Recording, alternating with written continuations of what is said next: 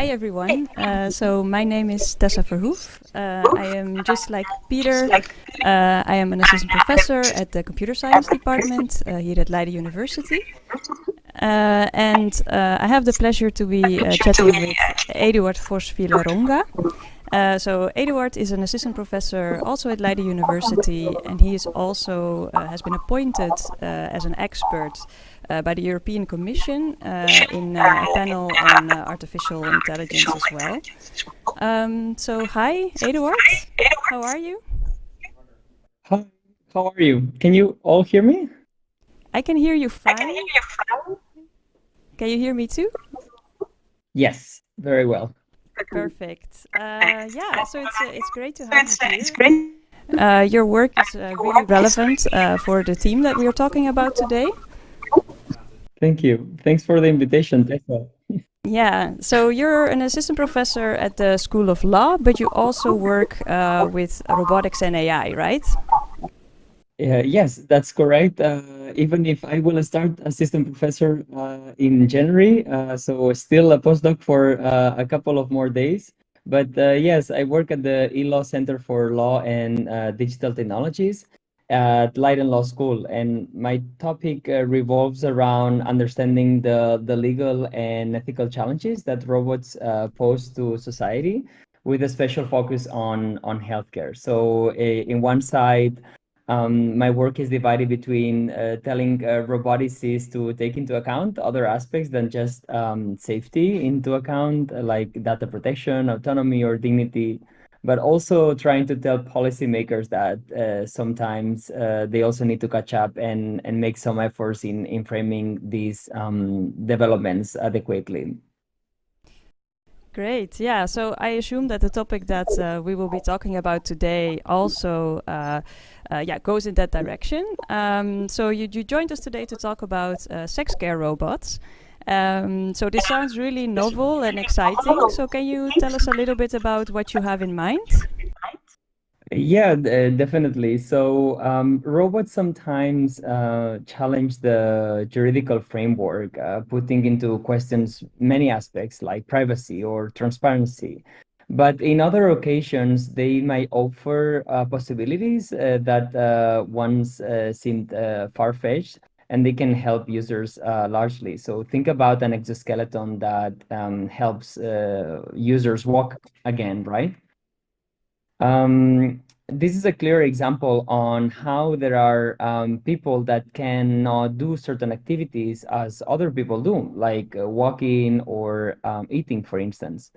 And for some time, I kept thinking, how do these people experience sexual pleasures? Do they have the possibility to masturbate, for instance, or can they have relationships usually? Because I do not know, but these topics seem very taboo, and nobody is really talk about this, and it gives me the impression that there's so much people that they do not have the same opportunities to enjoy the pleasures that life give to all of us. So I do not know if I can share with you a video so that we can see this more clearly.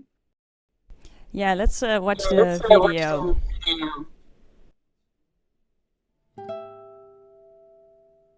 Oui, les rêves érotiques, oui, j'en fais souvent. Oui. Bizarrement, enfin comme dans la plupart de mes rêves d'ailleurs, je suis pas handicapée. Donc je peux bouger et souvent je fais l'inverse de ce que je pourrais faire dans la vraie vie.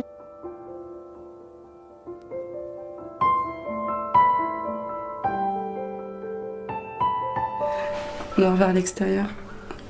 Laetitia Rebor is a 30-year-old translator and teacher with 7 full-time aides.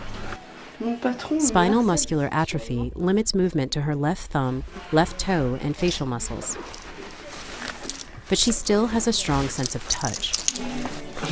Je suis touchée par les mains des gens depuis toute petite, quoi. Moi, je pense que j'ai besoin d'un toucher qui soit vraiment là que pour le côté plaisir et pas pour le côté fonctionnel. Oui. Je suis encore vierge, je le dis sans problème. She wants to experience sex. Souvent, on m'a dit mais t'as pas d'autre chose à penser? Ouais, bon, bah ça fait plaisir.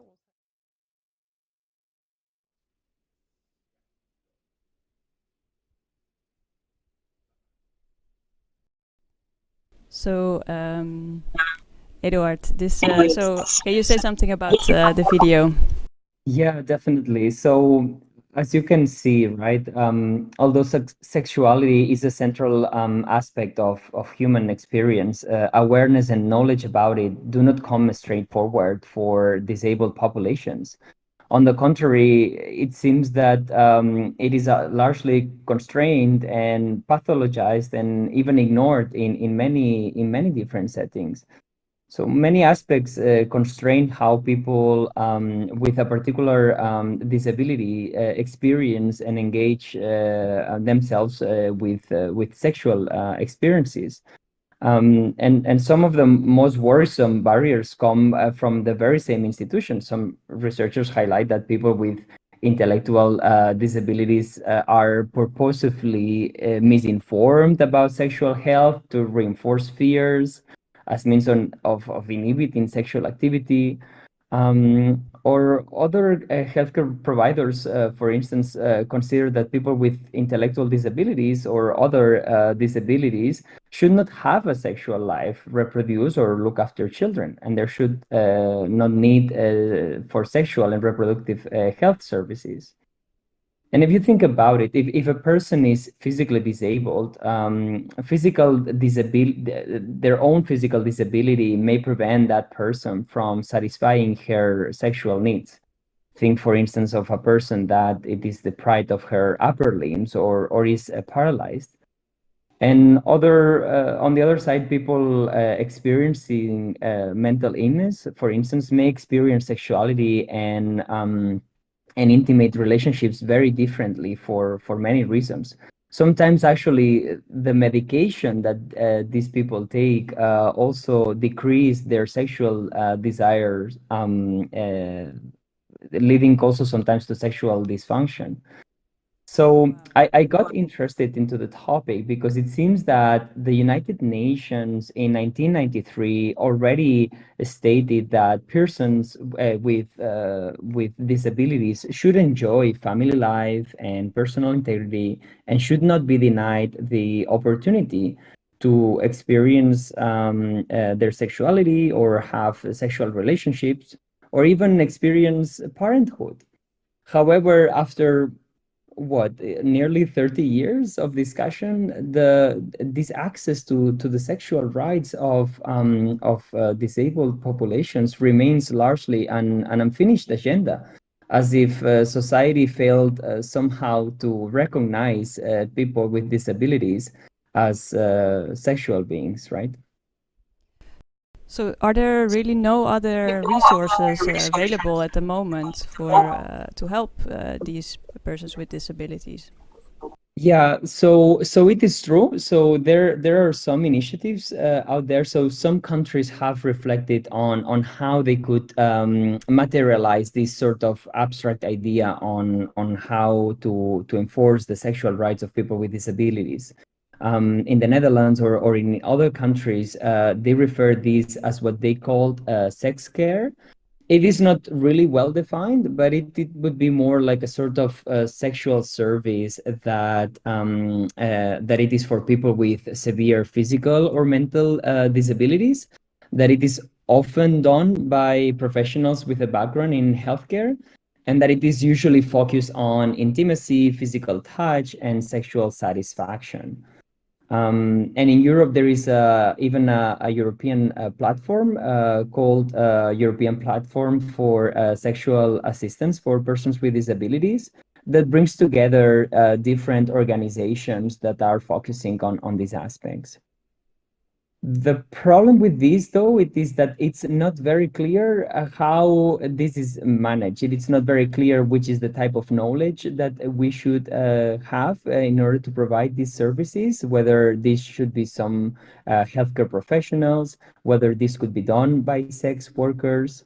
If we think about sex work, this is also highly contested. It's not legal in many jurisdictions. There's a lot of problems concerning sex workers, or even, for instance, the question itself on whether we could use public funds to actually support these initiatives, right? Because right now it's not really part of the care.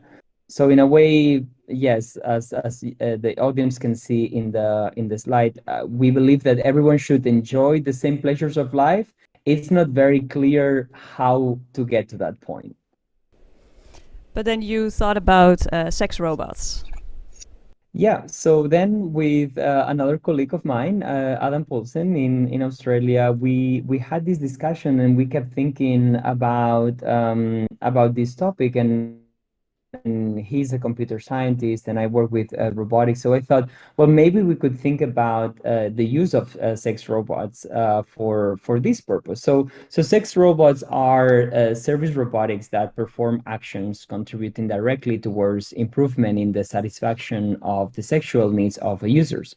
And as we can see in these different pictures that you can see in the platform, sex robots have different embodiments, including fully or partially bodied humanoids, body parts such as arms, heads, or genitals used for sex-related tasks, or non-biomimetic robotic devices used for sexual pleasure.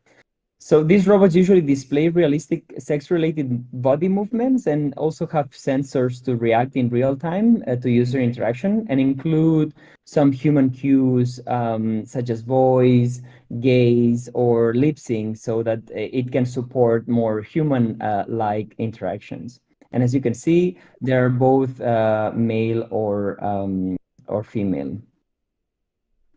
They also have different characteristics and capabilities that we thought that might prove useful in fulfilling some of the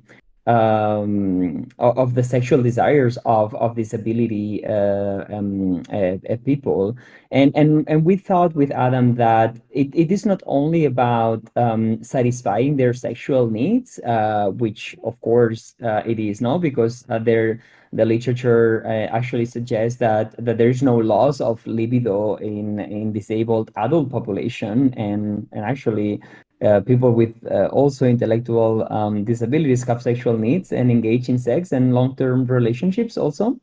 But also we thought that it could be very useful for other two themes. We thought about the emotional theme, but also the educational. And we thought about emotional because while sex robots have a clear functional goal to satisfy users' sexual needs, these manufacturers profoundly stress their technological emotional support side. And these emotional features give the idea that the more and more we could be thinking about supporting positive and close encounters with persons beyond purely sexual experiences.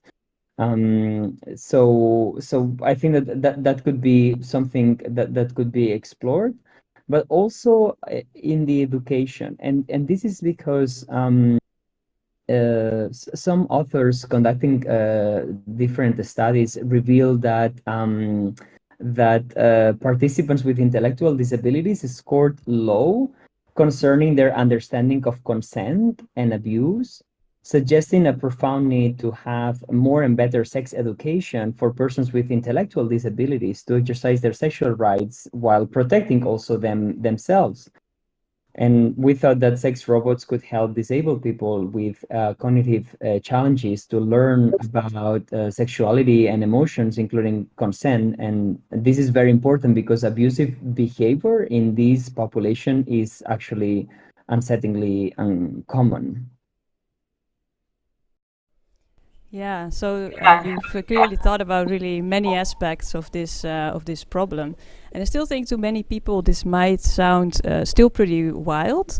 So are there any obvious drawbacks? Yeah, you're totally right. So this doesn't come without drawbacks, right? And actually, my work largely focuses on trying to understand what are the legal and regulatory issues and also the ethical challenges of certain technology.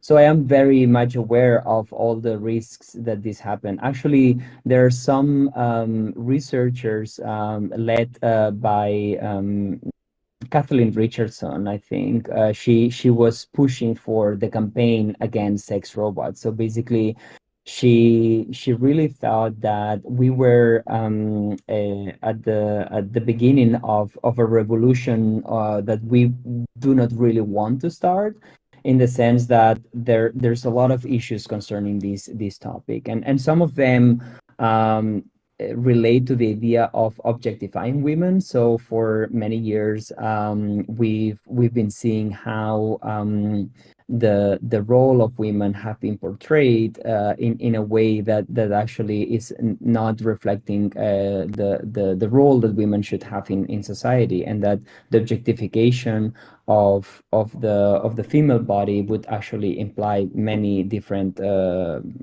really bad consequences. And together with this, there are many other concerns, right? So we might even think like, okay, so how can we ensure that the human robot interaction is safe? How we can think about whether there are privacy or data protection issues, right? Because like maybe there are some of these devices that process a lot of data, and if someone could have access to it, then who would be responsible if something goes wrong? But also, throughout my work, I also try to reflect upon what are the long-term consequences of the use of this technology, and some of them is thinking whether a sporadic or a quick fix that we could do now in order to help realize the sexual rights for disabled peoples. At the same time, it seems that it would be also probable that then we would be exacerbating the same issue that we try to solve with this technology, which is basically that we will keep reinforcing loneliness, or the fact that this part of the population deserves only to be in touch with technology and not with other humans, right? Yes, yeah, that's really interesting. I think it's time for us to move on to the next item already. So it was really great to chat with you. I had many more questions also for you, but I know that for the two of us will be collaborating in the future in any case, and I'm really looking forward to that. And I also wish you the best of luck with your research. And thank you very much for joining us tonight. Oh, thank you so much for this.